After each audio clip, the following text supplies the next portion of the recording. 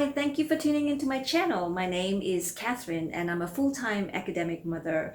I have three kids, 11, 7 and 4. And I travel a lot for my work because I research tourism.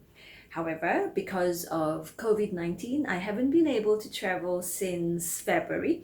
And so I have been at home a lot with my kids and had an opportunity to observe my own bad behavior when I'm around my kids. So I started thinking about this a little bit more, started to want to be a nicer, happier mom at home for my kids.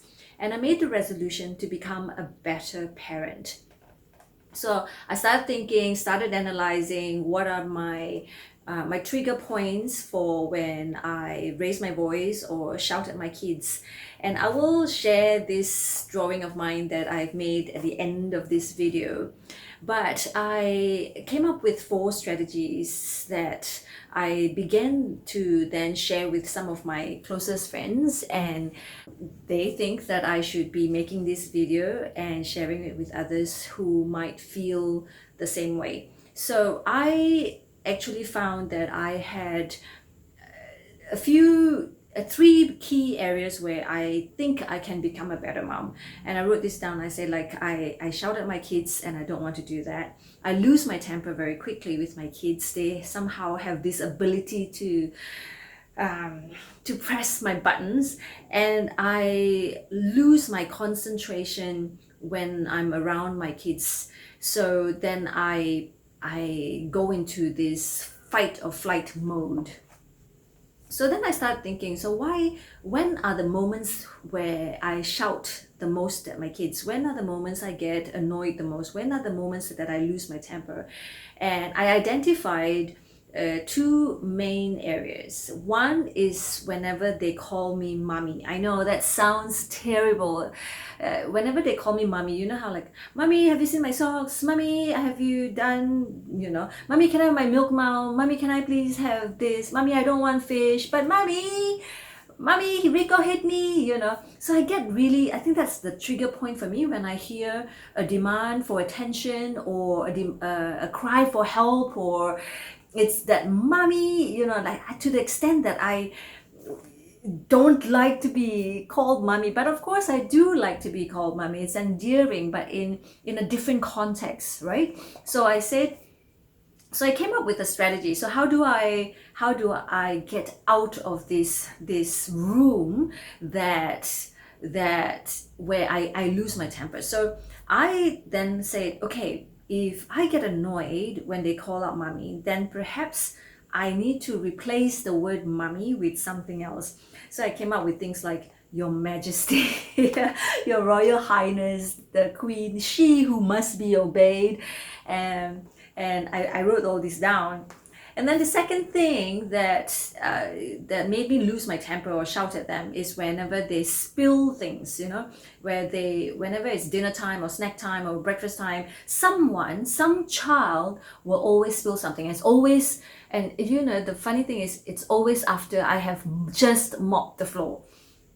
So anyway, I then say, okay, so if I lose it when they spill milk or food or drinks, then I need to do something about it so that I don't lose my temper when it happens, because it's going to happen, right? So I put down three sub strategies for this. I say, expect the accident, right? So just go into the space expecting that something will be spilled.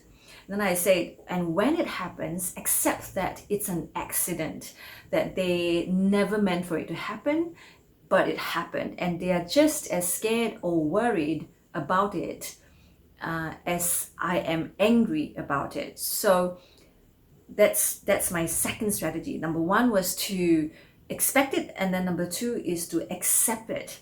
Then I had the third sub strategy, which is to sing it away. So before I react with shouting like a mad woman, I say I will sing it away. So I say, break out into a silly song, and I couldn't think of any song, so I just put down happy birthday, because that's the easiest and the first thing that comes to mind. Okay, so that's two. The third thing I wanted to do to be a better parent is to say yes more, because I find that whenever they ask me for something and I say no, the no comes with a lot of negativity, like as if the demand or the request weighs down so heavily on my shoulders, and the immediate response is no. So I want to say yes to them. So I want to make a conscious effort to say yes. Can you play with me? Yes. Can you? And like I thought about it. If I say yes to playing with them when I didn't have the time, then would it make me even more anxious? But I think they are happy for me to just come down to the floor with them and say yes, I'll play with you, and they're happy with just 5 minutes, and 5 minutes is really nothing. But by saying yes to them, I think we, both the child and I, will feel more full. The next and the last strategy, I didn't want to make too many strategies in case I cannot keep them. I wanted to develop these four into an everyday habit for myself first, and then try and master something else later on. Number four is to try and acknowledge their feelings. So I feel like my little one, the 4-year-old, he cries a lot. The other two doesn't cry as much as he never used to cry as much as he does, but he cries a lot. He's also more cuddly and lovey-dovey. So I think he needs that kind of attention. So, but whenever he cries, I never really acknowledge his feelings, or never really ask him or acknowledge his feelings about why he's crying. I just like, here you go, you're crying again, and just kind of wait until he stops. But I want to try and talk about feelings a little bit more with him. And I would say things like, last night I tried it and he was crying because he wanted milk and it wasn't time for milk. And I said, I know you are thirsty. Are you crying because you're thirsty? I know that feeling. And so can we do something about it? It's not time for milk, because if you have milk now, then you'll be too full for dinner, and that would be a problem. So why don't I give you a glass? Why don't I make you half a glass of Ribena? Would that help? And he, what? He calmed down. He's like, but I still want milk. I said, yeah, you will have milk, but later after dinner. And now you're thirsty, right? And he's like, yes, I'm thirsty. And so like, why don't I make you some Ribena? And he was fine. He accepted that. And then I didn't lose my temper, and he felt like he was acknowledged. So those are my four key strategies. And what happened when I communicated it with the kids last night at dinner time, it was so funny. They were like, okay, what's mommy's got now? What she's gonna say. And then when I talked about the replacing mommy with names, it was them who suggested the names. Actually, they came up with, can we call you Catherine? And someone said, can we call you Cat, like Auntie Mani does? I said, yes, you can call me Catherine, you can call me Cat. And then I proposed, you can also call me Ibu, and Ibu is like a Malay word for mom. And so they learned a new word in another language.